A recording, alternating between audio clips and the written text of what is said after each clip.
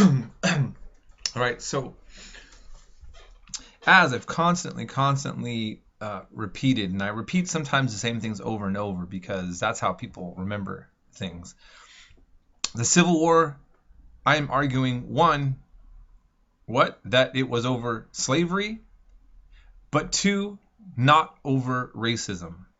And here's a perfect example of what I'm talking about, unfortunately. So we had the Northern Draft Riots of 1863. So we have to remember, going back to also what I've been talking about, is you don't have this perfect, nothing in life is, well, black or white in terms of there is this one side takes on a pure position of this and that, and the other one takes on the other. There may have been whites in the South that sympathized with some of the ideas of the North, and there might have been people in the North sympathizing with the ideas of the South. And there were people on both sides that didn't, necessarily want to see this war take place, despite what their actual politics were. Okay, so you did have peace Democrats, okay, Copperheads as they were called, that didn't want this to take place. In July 13, 1863, a violent four-day uprising occurred. People were seeing this as a rich man's war and a poor man's fight. So same kind of arguments that we hear nowadays at times from the anti-war camp. 100 people died, and many blacks were being blamed for the war and actually noosed. Okay, so you did have people in the North saying, are we really, fighting each other over blacks and slaves? And if you look up Sherman, there's so many aspects to this war I could talk about, but Sherman's scorched earth policy. So in the Union side, you had military leadership that would end up acting merciless to the South in terms of scorched earth policy, and to really make Southerners pay. I'm talking about civilian population to force them back into the Union.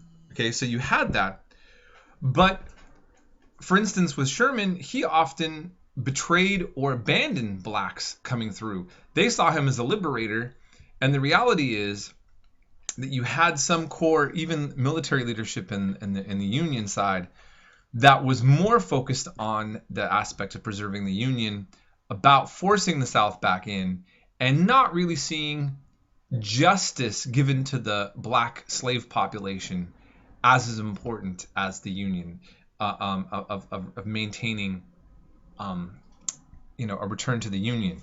And so this is where it gets complex. So I think one could really argue this, that what we see is that the South perceived the election of Abraham Lincoln as basically kind of the straw that breaks the camel's back in terms of what the direction they saw the country going in. And so they decided to break away. And they wanted to break away, and they argued that they had rights, and they also argued that they had states' rights that were integrated into the real fundamental issue, which was slavery.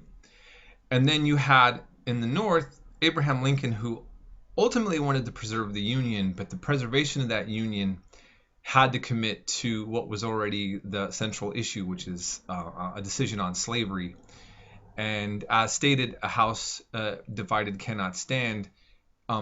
Abolishing slavery now had to be fundamental to a victory against the South and the preservation of the Union. Okay, and what we see is that the black population, the slave population, are kind of, unfortunately, peripheral to the actual ultimate objectives. Okay, their status as slaves becomes a big deal, but their status as human beings and their status as how they would be integrated back into white America on a broad level that wasn't really articulated in any way, and as we will see in Reconstruction, they will be betrayed for the sake of preserving unity and harmony.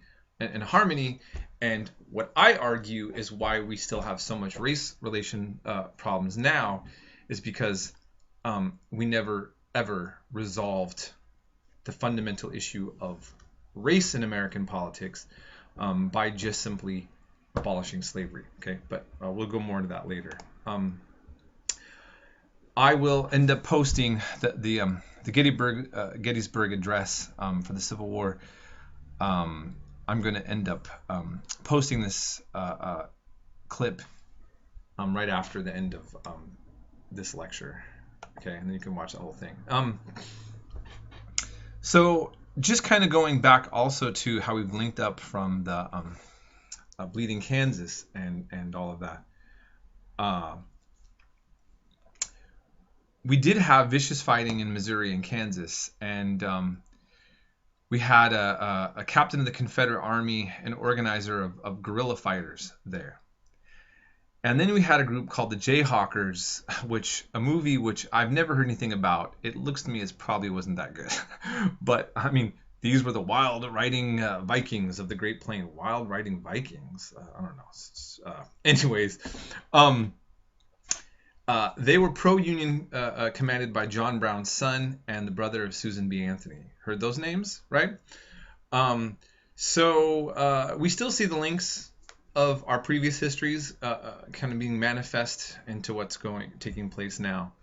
I'm going to end this lecture here. Then next we'll talk about women in the war, and I will place that video clip also next.